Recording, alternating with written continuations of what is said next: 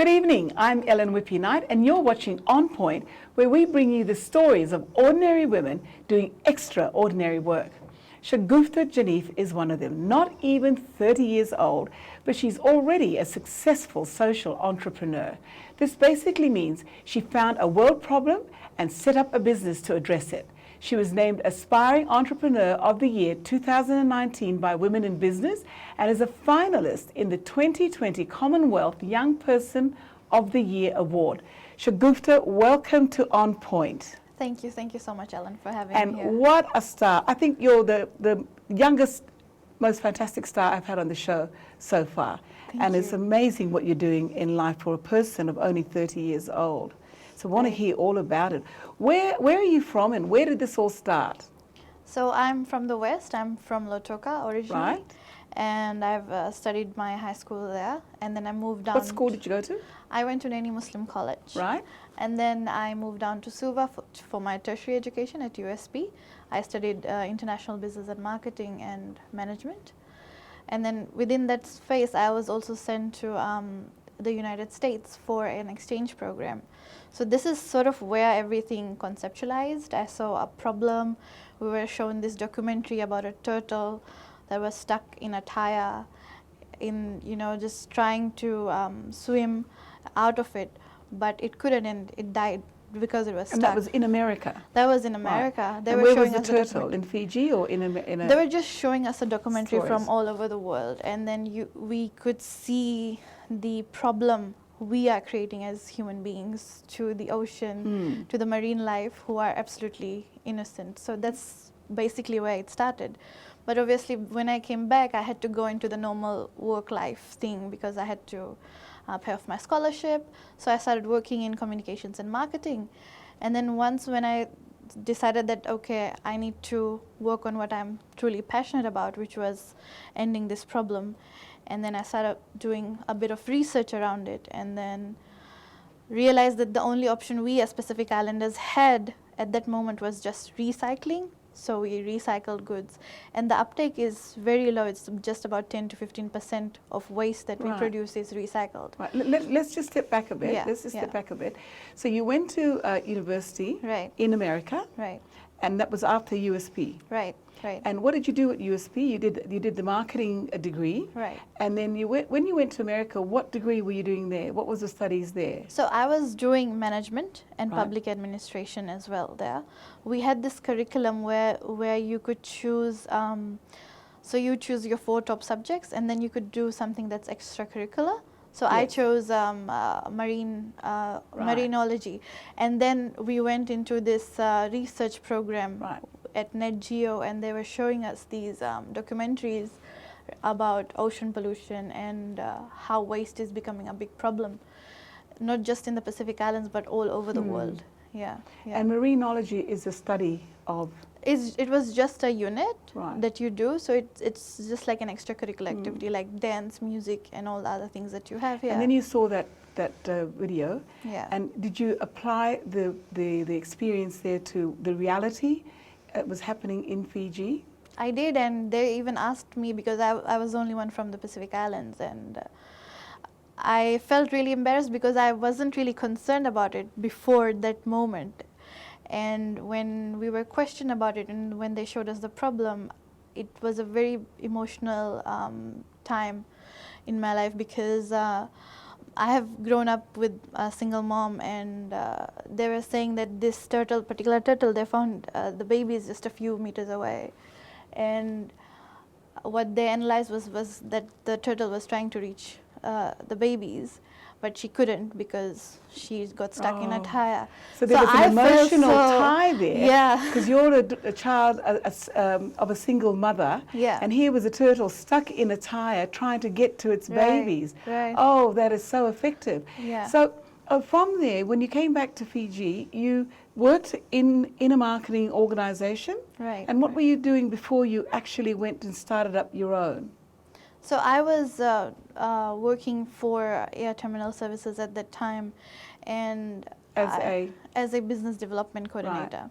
And we were doing projects on climate change, and then this the idea, initial idea of upcycling was back when I was in the States, but I couldn't do it when I came into Fiji. So then I started like, okay, I mean, this is now getting a much serious problem. Now we are facing it in a much bigger way, especially What the year are we Pacific talking Islands. about here? So this is in 2018 was when I officially kicked off the business. Right. Okay. Yeah, so we made a few sample products. So Okay, so yeah. your business, what was it called? So my What is it business called? is the Fusion Hub. It's a Right. social enterprise, and we take in the waste materials. We create furniture and home decor pieces Right. from the But waste. social enterprise is a very new concept. Right, right. Not very new, but sorry, it's a trendy one at the moment. So Right. what does social enterprise mean? Right. So social enterprise is basically you have a normal operating business where you're operating for profit, but you have a social impact, or you have an impact on Right. your community. You're helping the environment, or you're helping the people in your community. So it has that social impact. So you're raising the profits, but more towards having that social impact. Right. Yeah. Okay. And so your company is called The Fusion Hub. the Fusion Hub. Yeah. And what is the Fusion Hub's objective? So our objective is basic. We want to eradicate the global waste crisis that we are facing right now. We want to definitely eliminate the idea of waste, and we want to involve more women to try to help us solve this problem as well, because they are 50% of our world's population, and if they don't take part in solving this problem, then we won't be able to reach a solution. Yeah. And so with the with your fashion, I'm so sorry, Fusion Hub, Right. you have a number of women who are working for you. Right. Is it only women? And these are women who would not normally be able to get jobs elsewhere. Right.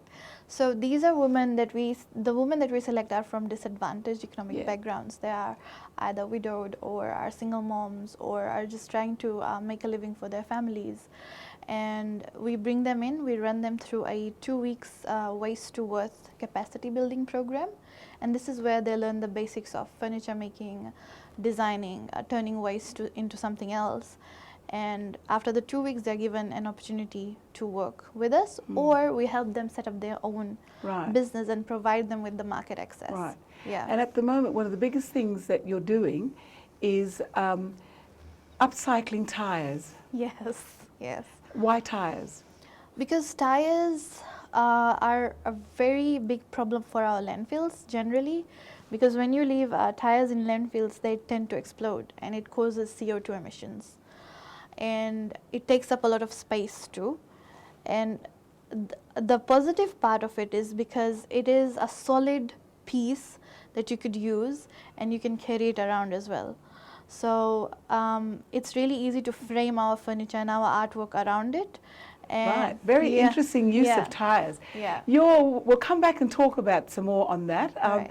because I'm sure there are lots of tires around that we could play with and use and make them useful. Right. You're watching On Point, and we're talking to Shagufta Jannif, who found business success with tires and pets. Don't go away.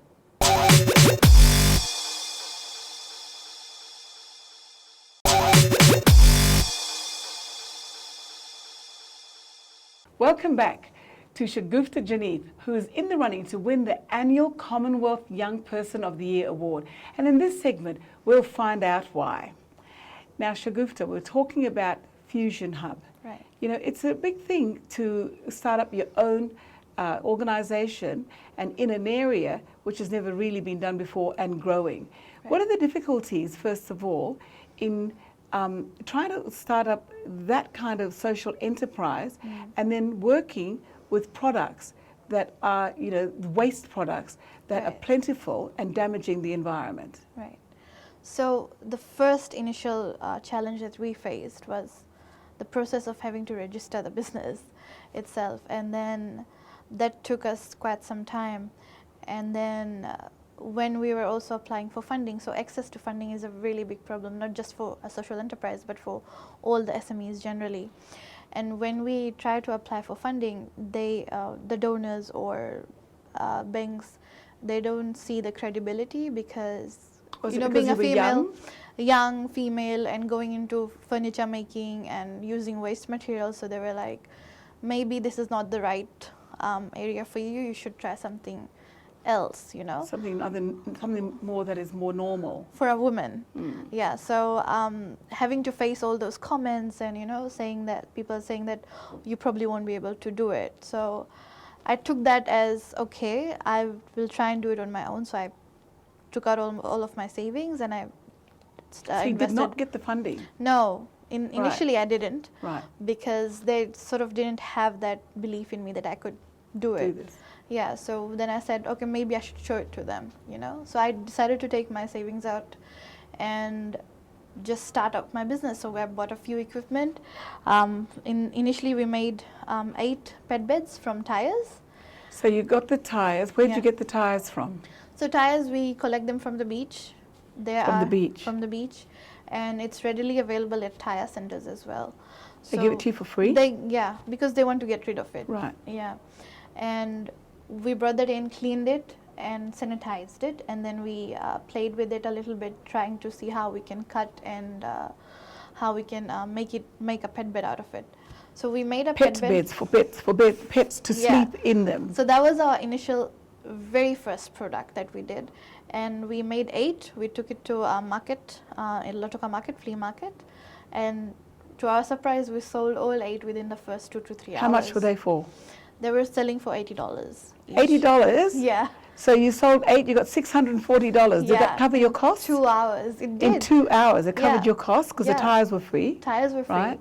And then we used textile waste for the covers and everything. And basically 80% of the items we used was from waste materials. It's just the new, the name tags and all the other things that we used that were new. But 80% of the things that we did was from waste. So your business is based on recycling waste matter? Yep, not upcycling. Yeah, so we upcycle it. We use the existing form of the product and we move it up in the product life cycle. Right. Right. So it gets a new appearance. Right. But it's the same foundation. The foundation is same, but it's now a new purpose. Right. Yeah. And so with those tires, why are tires so damaging to the environment? Right. So the first thing that I mentioned earlier was that it releases carbon dioxide into the atmosphere when it explodes. And the second thing is a lot of people use it as planters, which is a good thing. But when you try to put it underground, it sort of makes the soil infertile because of its chemical composition. And the other thing is when tires are lying around, it can collect water, stored water turns into breeding spaces for mosquitoes. Yeah, so it's also a health concern as well. So, and there are many other things related to tires, but these are the main ones that impact the environment and people as well. Yeah. And you do know that, I mean, you could tell us that there are mainly, there's not only just tires in the environment that you can use. What other materials do you work with? So we use leftover construction materials. So these are the cut-off wood pieces that are no longer used when you build houses and stuff. And there'd be lots of that. There's a lot.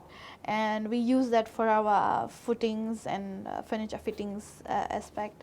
And then we have pellets. We have glass bottles, which we make chandeliers from. And we have textile waste, like I said earlier, magazines, old newspapers. So this is a great thing that you can actually make money from waste matter. Right. Is that a problem in Fiji? Is waste a really big problem in Fiji? It is. I mean, the management of waste.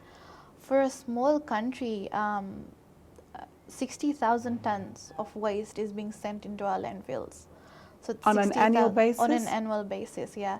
And because our collection points are only from urban areas, so the rural areas, they don't have that kind of access. So if you go into remote villages, the only thing they can do is either to bury it, to burn it, or eventually it goes somehow in the ocean.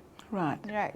So it kind of the problem sort of starts from there, that we don't have enough collection points, especially in the rural areas, and they don't have access. Right. So what we are trying to do now is to go out there, educate them as well on how they can repurpose waste. And once they do that, then we sort of provide them with the market access because we have the sellers. And in these, I mean, it's not free to be able to do this. So how big is your team, and what kind of funding do you get to be able to go out there and re-educate people on how best to manage or get rid of what they don't need in the home. Right. So last year, the first capacity building program that we ran was from selling the products that we made, from the pet beds and from everything. So once we ran that capacity building program, we were able to increase our production because we had more people working on the orders that we had.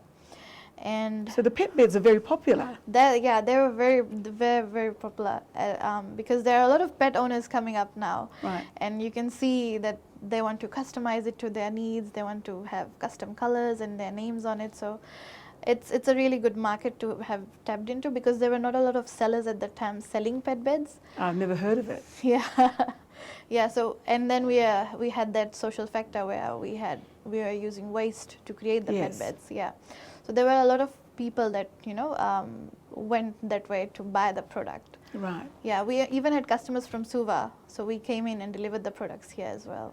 Yeah. And so, what is the major issue at the moment with education, trying to educate people to better manage the problems that the problem of waste management? The challenges would be that I think one of the things is that we are too we are least bothered about where the end item is going to be at. So if we have a packet or a straw, we just throw it aimlessly. We don't know where it's going to go. So I mean, it's the ignorance part of it. And then when you try to explain it to them, they would be at the back of the mind is, okay, it's just one straw. How Can one harmful- straw yeah, be yeah. so harmful? So if if 800,000 people think like that, then what is going to happen? 800,000 straws in the ocean. That's right. Impacting our marine life. So I mean, they have to look at the bigger picture. So there's a challenge to actually try to show them that. So are people being quite adverse to further education or to learning how? Is it a real don't care attitude?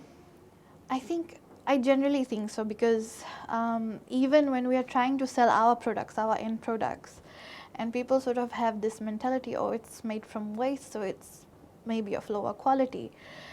And they don't realize that the exported materials that they get, exported furniture and exported home decor that they get, they're of much lesser quality.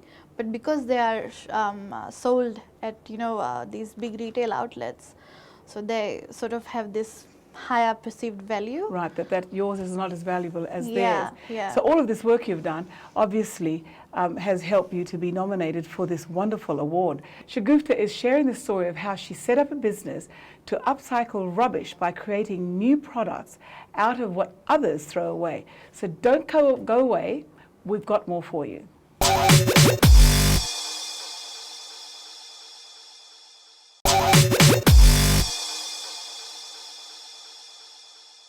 She's already won a local and a regional award, but it was not always easy for this innovative young woman. Shagufta, I look at you as being the Greta Thunberg of the Pacific. Thank you. Do you think the work that you're doing is to save the environment is the same as what she's talking about? I mean, she is very inspirational at a young age. I wish I could have started at that age, but she's definitely a way forward for all the youth that are out there, and she's amazing. And I could never match. Never say never. Yeah, I'm trying to. Yeah, Yes. definitely, but definitely, the messages she's trying to portray to the entire world, I'm trying to do the same in the Pacific. Yeah. And there's something else, about, I mean, it's such a topical subject at the moment. It's a very important subject Right. because it threatens the survival of the earth and of humankind. Right. There's that island that's floating in the Pacific, the great, what is it called? The Great Pacific Garbage Patch. Right. Right? What are your views on that, and how does one solve that kind of situation from ever happening again? Because it just keeps building, and it's an island now, very soon it'll become a continent. Right, right. So I think one of the problems with the Pacific Islands is that we are used to receiving inferior goods. Now the goods that we receive are trashed within maybe the first 6 to 8 months. I mean, we all have experienced it. We buy something, we don't use it, and we throw it out.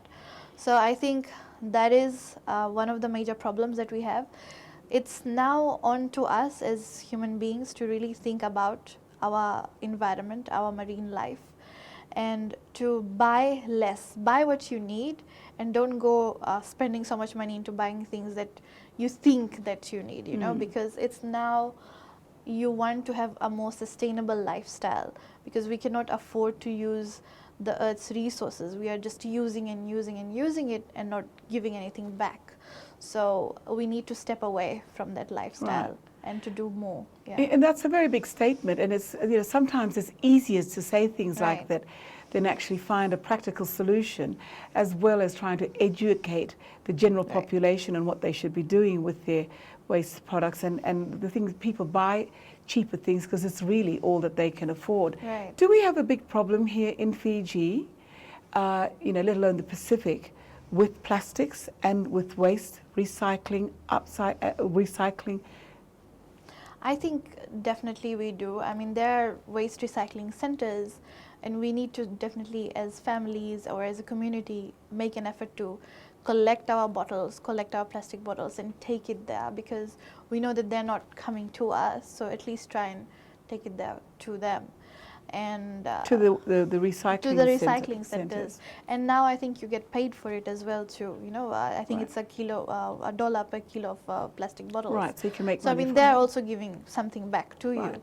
So if there is an effort from them, I think we as the public, general public, need to, you know, try and have this more of a circular economy. Be where a lot you, more responsible. Yeah, yeah. One of definitely. the other things is I understand that in certain countries they have a bin for bottles, Right. another one Separation. for separation. Do we practice that here? No, definitely not. And I think this is one of the things that town councils and municipalities need to definitely implement. And I have been strongly advocating for it, that we need to have separate sort of waste bins for our bottles, for our garden waste, and for our normal general waste. And that is the only way we'll be able to, you know, segregate and make use of the different kinds of waste But materials. but that we there have. have been, I think there have been some city councils that have tried to Yeah. try to introduce that. Then it goes down to the major waste area down there in past Landfills. the landfills in Namboro. But I understand, have you ever been down there? I understand that they then Yes. end up all being in the same pile again. Have Yeah. you actually seen that?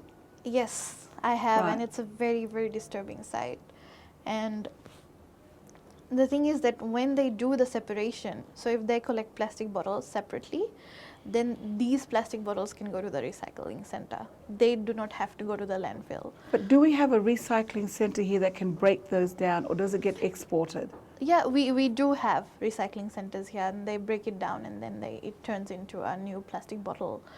We Right. have, I think, one in Suva, and then we also have one in Right. Lautoka as well. So Yeah. people at home should really be, who are listening, Yeah. should really be considering that It's instead of just throwing about it out. consumer responsibility. So Yeah. if you're buying something, be responsible for it, and just try to think about where it's going to end up. Yes. Yeah. And yeah. try to think about the future of mankind, Right. basically, Right. and the earth that we inhabit. Right. And all of this work, which is great work, and you've made your life, made a life commitment to it, Right. has earned you this wonderful award.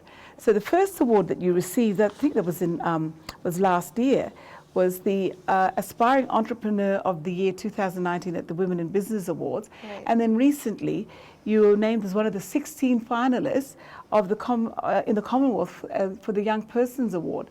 Now that's an absolutely wonderful recognition of the work that you're doing. Thank And at your age, when a lot of 30-year-olds are living life, and I'm sure you can do both together. But how did you get into the last award? What it is that you did that you think was, picked up the recognition for you? I think it's the environmental impact. So Of the work that you're doing. yeah, environmental impact, and also the impact that we have socially, because we are getting women in, we're creating employment for them, we are encouraging more women-led ventures, and so far we have upcycled at least 500 tons of waste in just an year. You've recycled how much? 500 tons.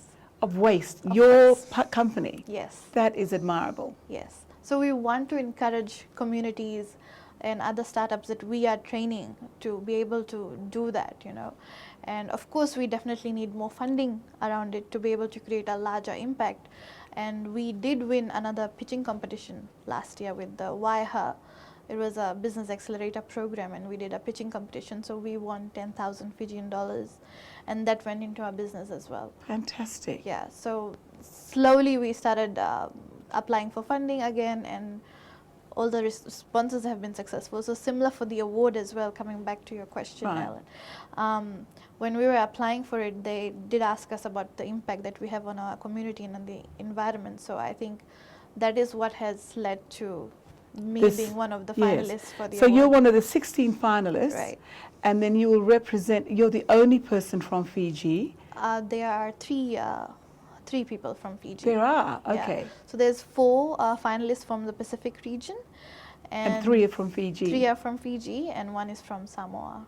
Oh, well, Yes. look, good luck for that. Thank And I you. think the first prize that you'll receive will be a trophy and a certificate, Right. and £1,000, which was about 3,000 Fiji dollars. Right. And I'm sure that's going to help you in your business to continue Definitely. doing the very, very good work that you do. Right. And I hope that the listeners out there are considering the way that they treat their waste, because someone's trash is someone's treasure, and it could also save the environment. We wish Shagufta the very best and hope she wins the Commonwealth Young Person of the Year award. Thank you for watching. You certainly definitely deserve it. And join us again at On Point for more stories that inspire.